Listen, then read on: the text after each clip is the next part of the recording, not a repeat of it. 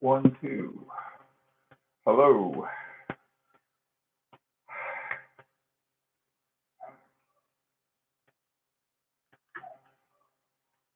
Oh, hi, Forrest. Hi, Jack. Hi, Ryan.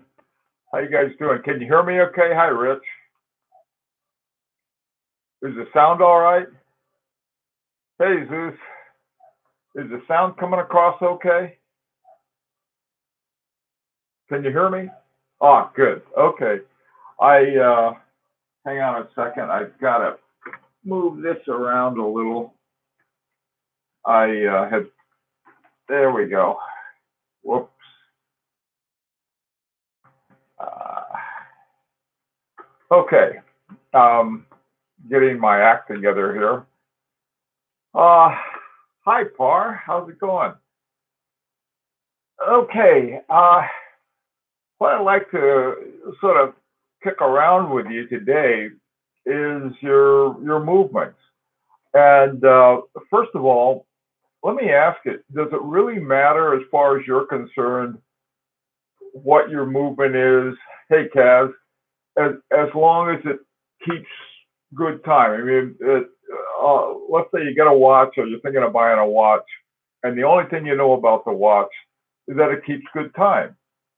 Um, right now, I've got on my Parmigiani hemispheres, Honda hemispheres, and it keeps good time. It's good. This is a watch I like a lot. It tends to run a little fast, so it's something that probably needs some kind of adjustment. And this one does not have an in-house movement, but rather one by Jacquet SA, and keeps almost perfect time. This is the Maurice Lacroix. So I've got these different watches, but I can tell you right now, this watch that keeps almost perfect time and I like it a lot. I mean, it's my little watch light. I'm trying to get the light right on this thing. Hooey. Okay, well, anyway, this one I like better, even though it's a little fast. So it's one of the things. So, hey, Bruce, how's it going?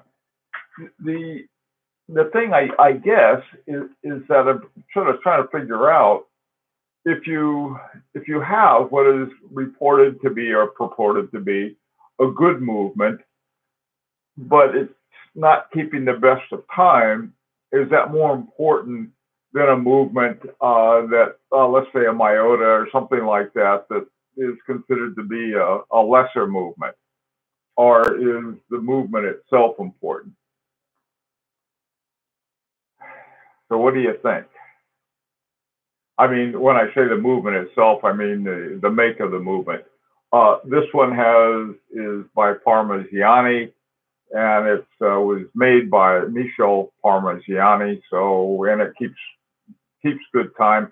It's something that the one thing I don't like about it, and I have a lot of watches like this that I don't like, is the Star Automatic. I happen to like wind-ups better, but this one I don't dislike. It's really for for trips and travel, especially international. It's really great. Hey Eric, how's it going? Good evening from Sweden. I bought two automatic chronographs from 1969 this month, a Seiko and a Zenith El Primero. Both blew me away. Really awesome vintage pieces. That's great to hear. One of my favorite vintage pieces that keeps almost perfect time is the 1968 Patek Philippe Calatrava, and that just it keeps very good time.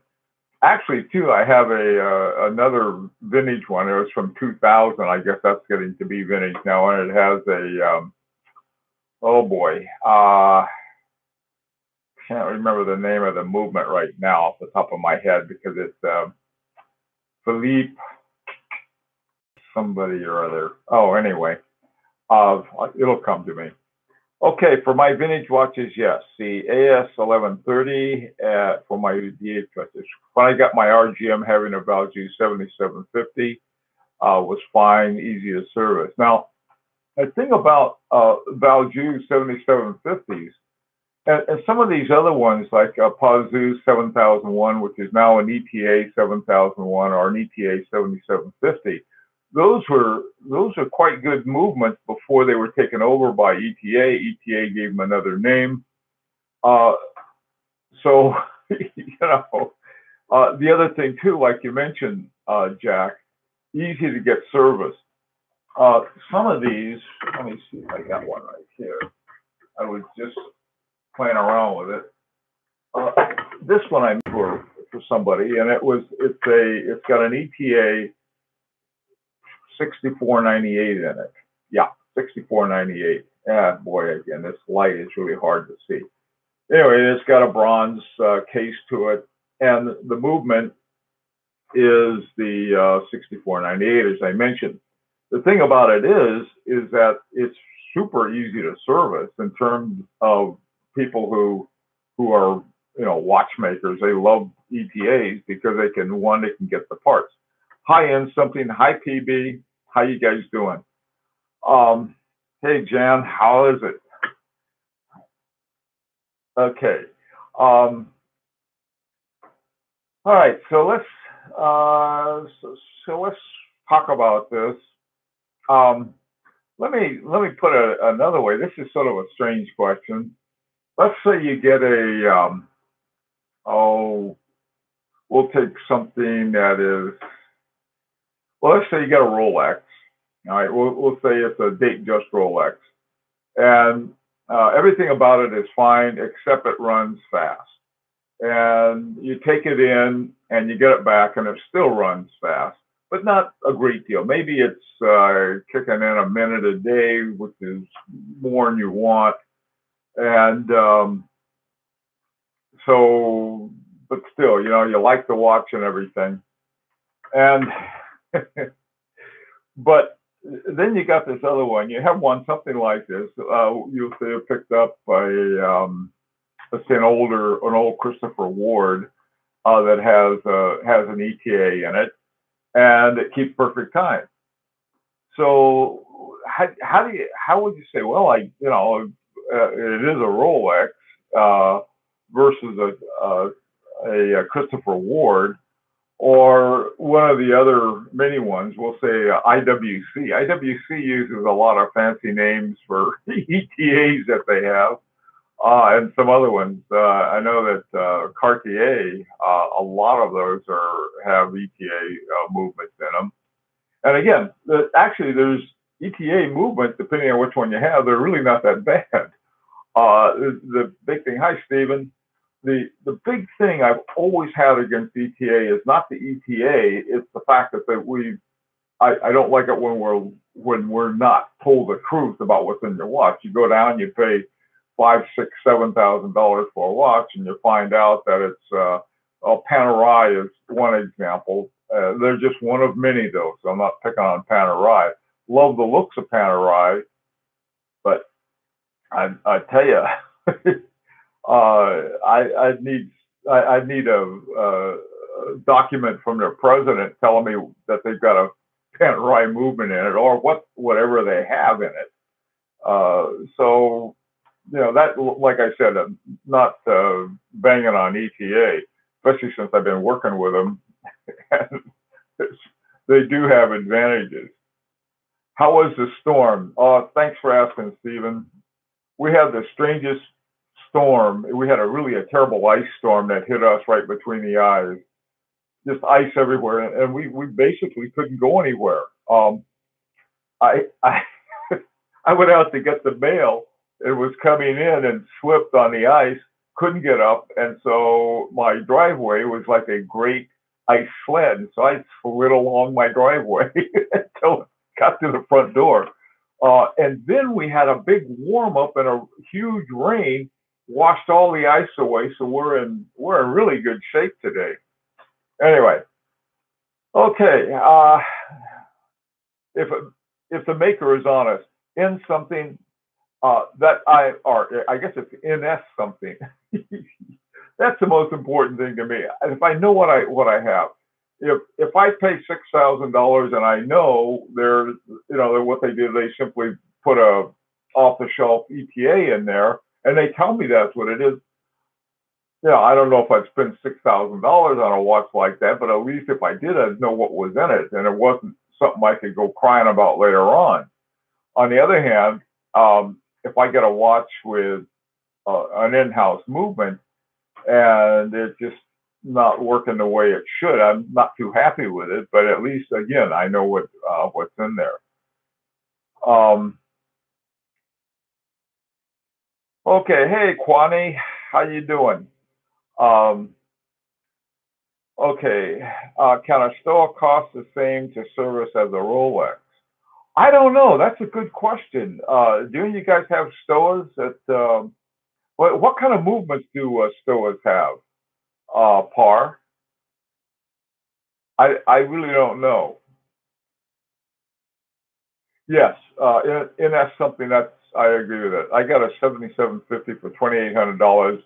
Well, ball watches. I love the looks of ball watches. Those railroad watches are those are good watches. Still use an ETA Unitas mostly. Okay, that's probably if it's an ETA Unitas, and it's a hand wound wind up 6498 or 6497. This is what this has got in it. And there's even some of the things that I've been finding out about is that when you start playing around with watches, all of you, of course, are, if you're interested in watchmaking, you can always join us in the Pretentious Watchmakers. But you really learn more about movements. Okay, so Stoa, listen, you got a Stoa with an ETA in it, and it's mostly ETAs. And you take it to a watchmaker. The watchmaker likes it because ETAs are one, they know how to service them, and two, they can get parts for them. A lot of these they have a heck of a time getting parts for.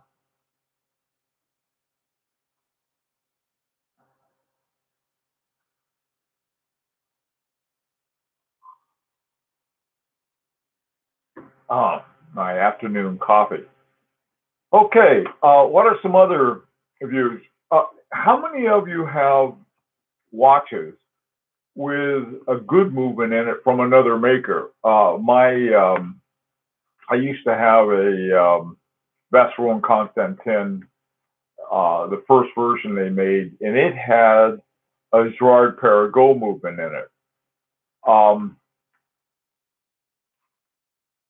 So anyway, any comments on that? Okay, so what do you think about movements in micro brands like Brellam, which regulated up to COC and decorated Valjoux?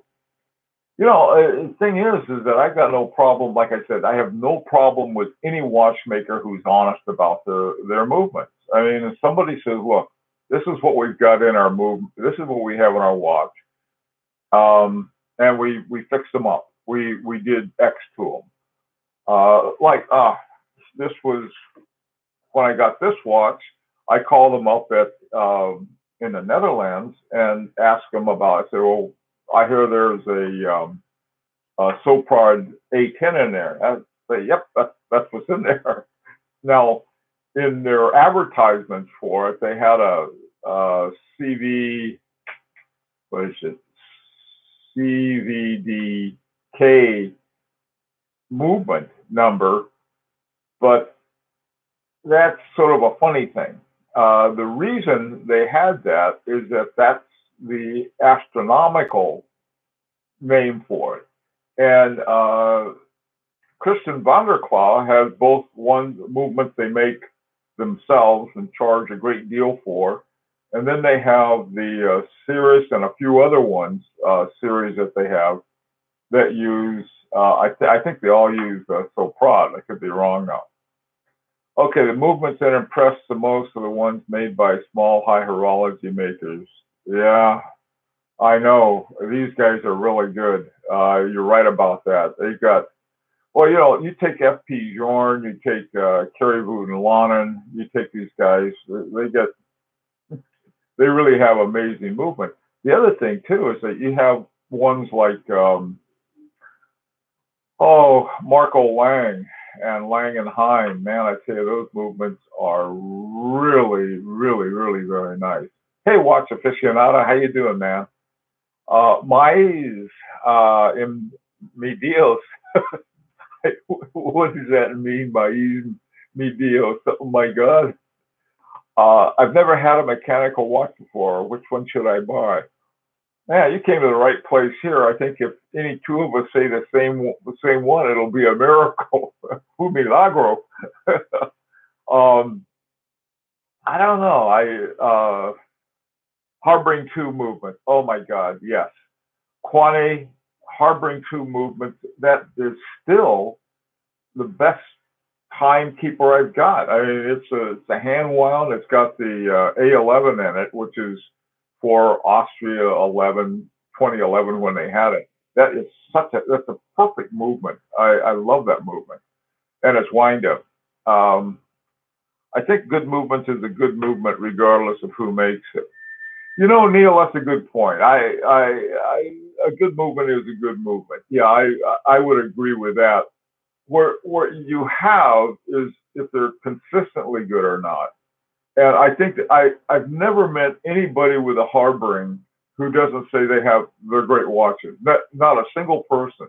They are wind up. They say it's a little hard to wind them. Sometimes they got a very strong spring. But hey, Zian, how you doing? Uh, Patrick Chip, hi. So you've got, yeah, that I think is a good point.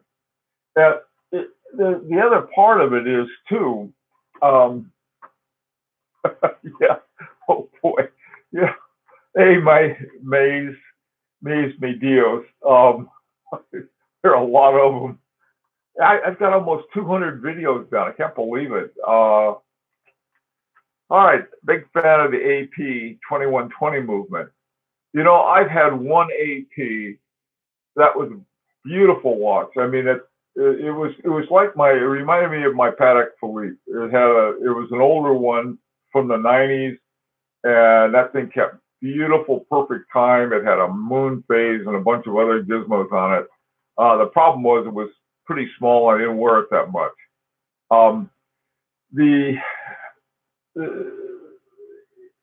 Here is, I think, what you end up with at some point is the quality of the movement involves the quality of the products that go into it, the design, a lot of different things like that. You take something like the H. Moser double hairspring. They had to quit making that thing because the engineering was so expensive. They said that was as much as a tourbillon to put in a watch. And so, I mean, I get this incredible timekeeper. But would I recommend that, for a rough and tumble kind of watch? Probably not. Hi, Jukebox. Um, the those watches I really like though because they're very innovative, and that's something else too. It's like a what are they called? Remontoir Egalite. Man, I tell you, I would love to have a watch with one of those in it, and maybe someday I'll get one. But there aren't a lot of watchmakers that make them, and the models that they have are very expensive. The one I have in mind is the FP Journe Souverain Optimum, and Optimum is optimum in price too, I might add. So, hey Tom, how you doing? Thomas Jukebox, hey Jukebox.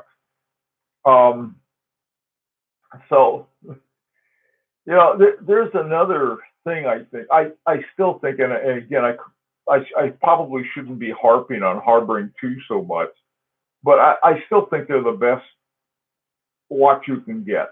Period. When you consider movement, when you consider craftsmanship, when you consider everything about them. If you say, okay, you can have one watch to recommend, I would recommend a Harboring 2. Even though I have watches I wear a lot more than my Harboring 2, and actually, I really love this. My Beauvais is one of my favorites, and I can look at the back, and I love the back, I love the front, everything about it. But that Harboring 2, old Richard Harboring and his wife Marie and their dog Spot or whoever makes up the company, they turn out, I think, about 100 or so a year. Same thing with, Marco Lang stuff is another one that's really good. Same with Kristen Vanderklaar. They make 100 watches a year. And there's something about that they care of the thing. This one with the soap rod in it, which is based on a Seiko 4L25, I put that in a time grapher, and that thing is keeping perfect time. So, you know, you can good watches. I mean, good movements come from a lot of different places. Rasher, how's it going, man? Um, the I it's it's fun to talk about them and think about them. What about Harboring Automatic? Is it good too? You know, I don't know. I don't know which. I guess they do have some automatics. They probably put a rotor on a Felix. I don't really know that much. I don't like. I just don't like automatics. Even I, like I said, I'm wearing one now, and I love this watch. My Conda Hemisphere is my traveling watch, and I wouldn't have any other for it. And it does have a rotor. My new Christian Vanderklaar is another automatic, and but I like the windups better. Um, A Lang Datograph is too amazing. A Longa. They make some great ones. Harboring Automatic, Quantity. They're probably just as good. Everything they do is. I mean, here you have a master craftsman working on your watch. I mean, you buy a watch from there, and it's not some guy who, just graduated from watch school with a C average, barely made it, and is now working for whomever. And you're very close to the watchmaker.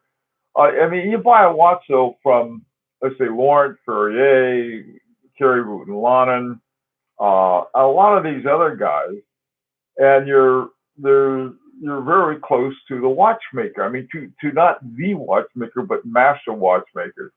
And I guess working at a place like FP Journe. Now, FP Journe makes under 900 watches a year. You compare that with Rolex making about 1.4 million, Patek Philippe making about 50,000 or so. That's they're not making bad watches. They're making excellent watches, but there's something about the other one that has the craftsman's touch to it. And if you like stuff like that, then I think it's something you might like.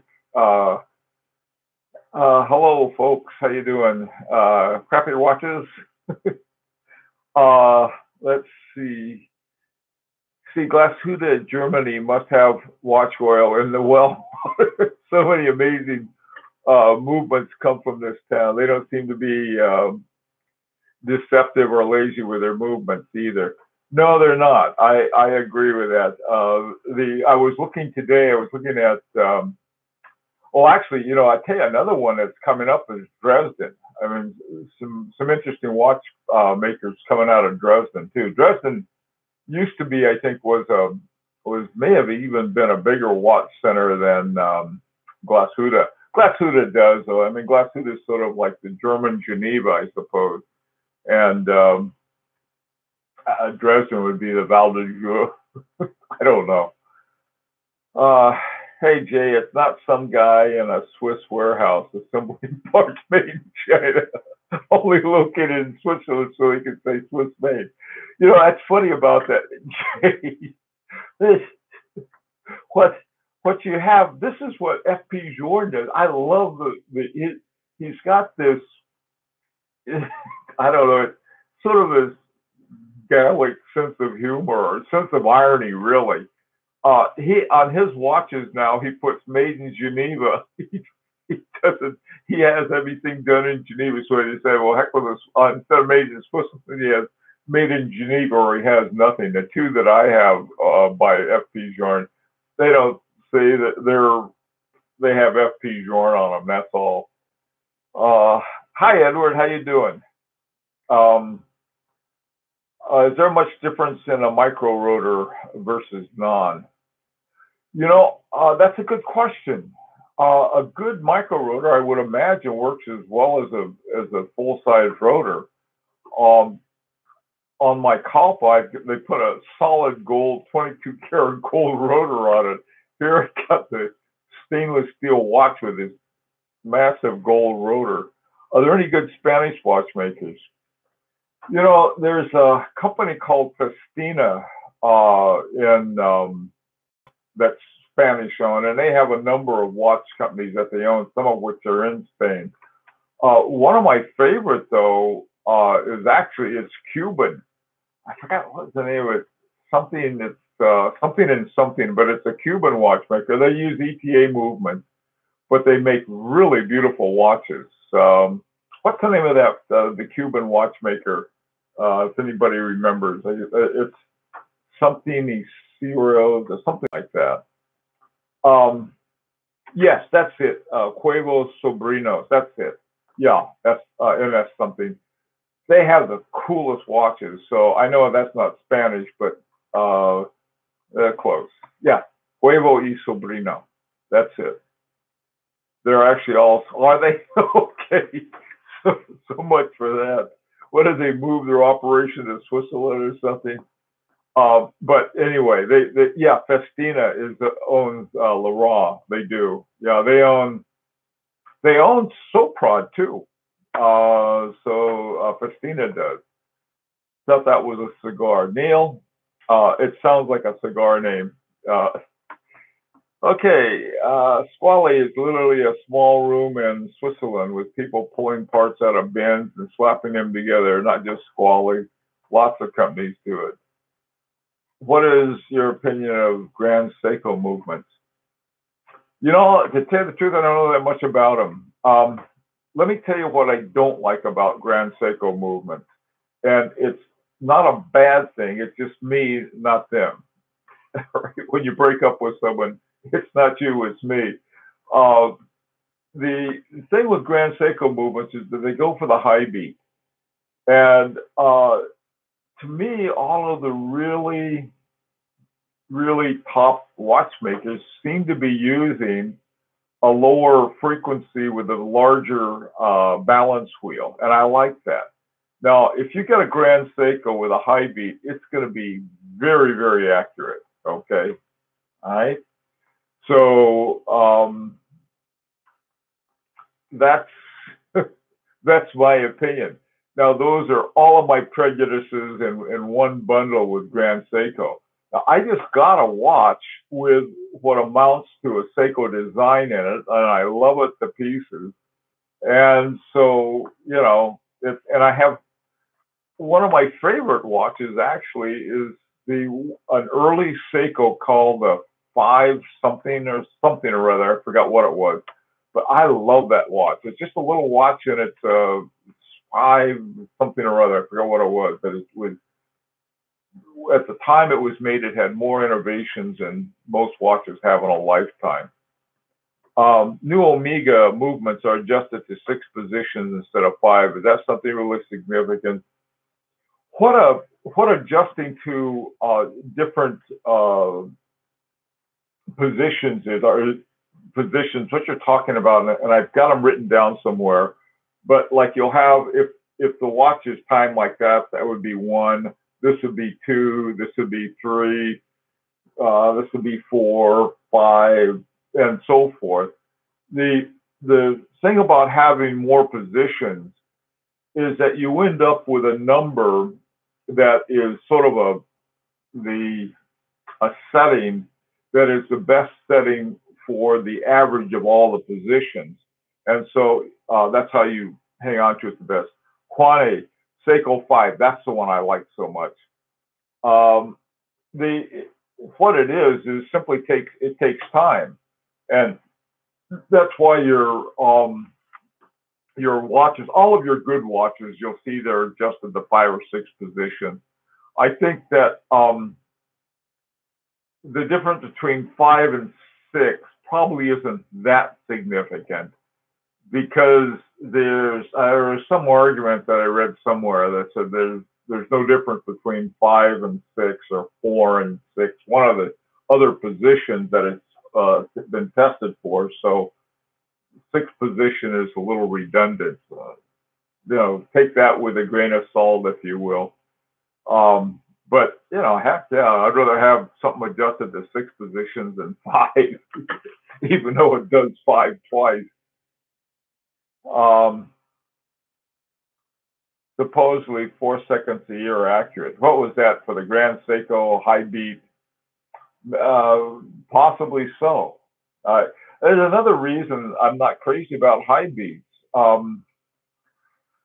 It wears out the parts more. That's one thing, and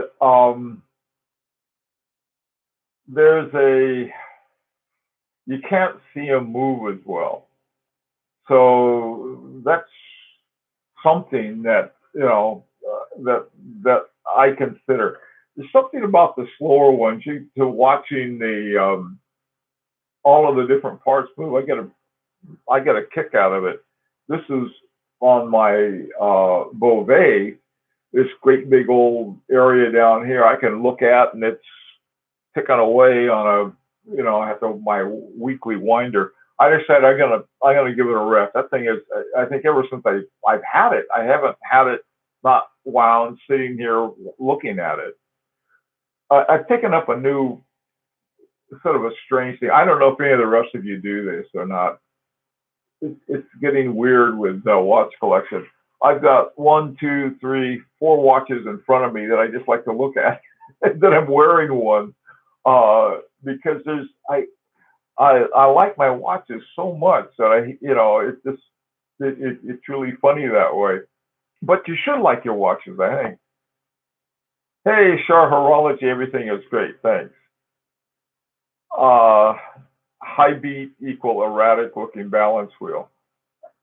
Okay, I don't know. My highest beat is 4 hertz still. It's one of those things that like I said, it's the way I look at things. It's not necessarily the best. To me, what is more important than the number of positions, if the bear movement is tested or whether it has been fully cased and then tested. That's a good point. There's this is why I like watches near the guy who made them.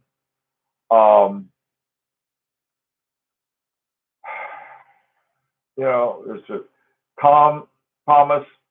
Yes, they have a very nice dial. I love looking at this dial. It's a lot of fun to look at. And then I can see the on the side is the power reserve indicator, but on a weekly, not a lot happens there with that. But I do love the dial, and it has these light bows that you put it in. And I don't know if you can do it now, but these bows of light will show up. Yeah, it's not doing it now, but yeah, it's a neat watch. But the thing is, I can say that with most of my watches. I think I like to look at all of them. We're as watch collectors.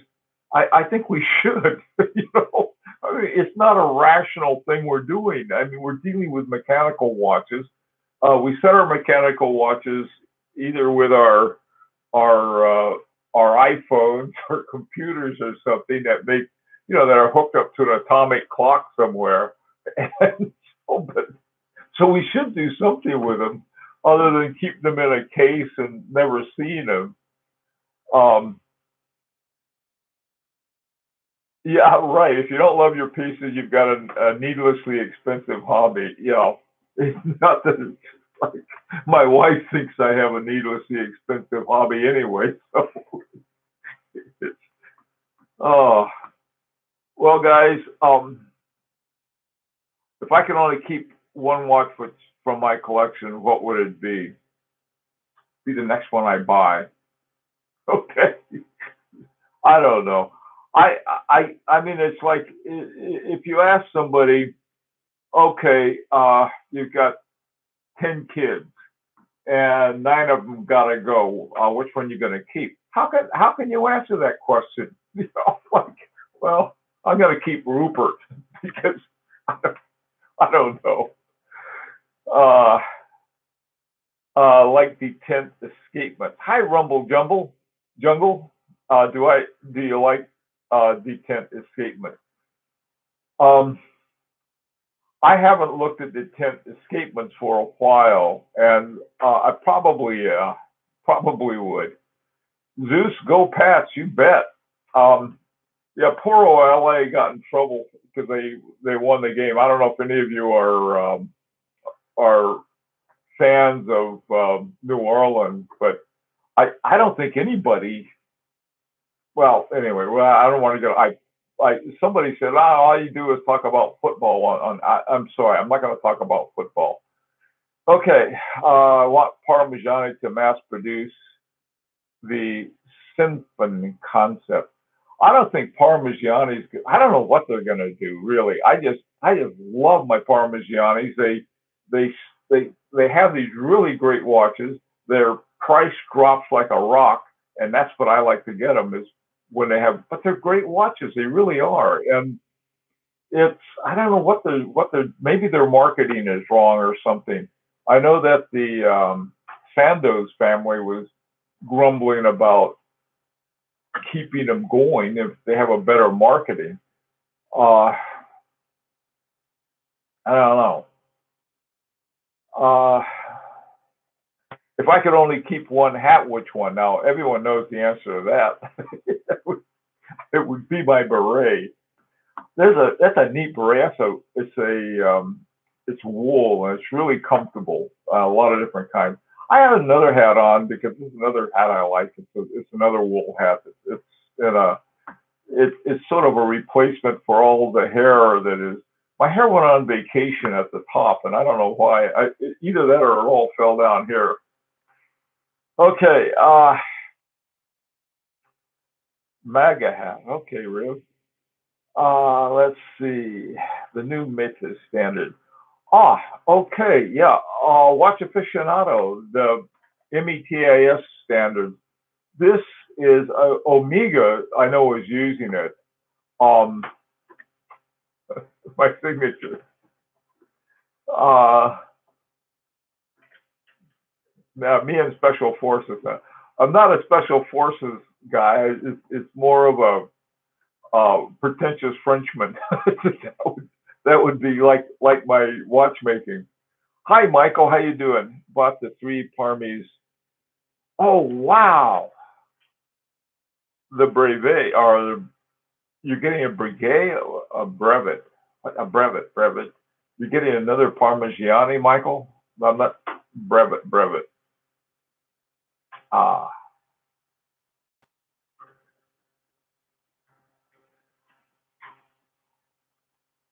Oh, I know what you're saying. Another. Okay. Well, listen, guys. What is it? I I'm losing all kinds of words.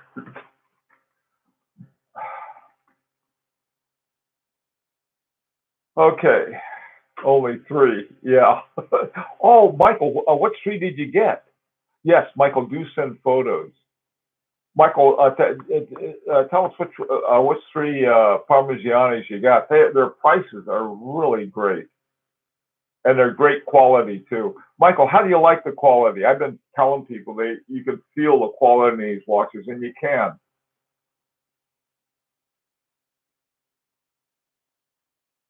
Oh, it's not a brevet. It's a I can't think of the name of it. Which ones? Yeah, Michael, which ones did you get?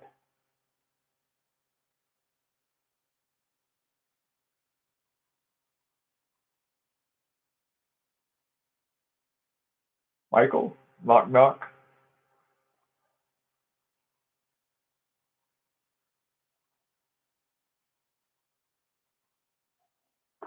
Honda 1950 Hemisphere Gold. Ooh, I love that Hemisphere Gold in the Metro.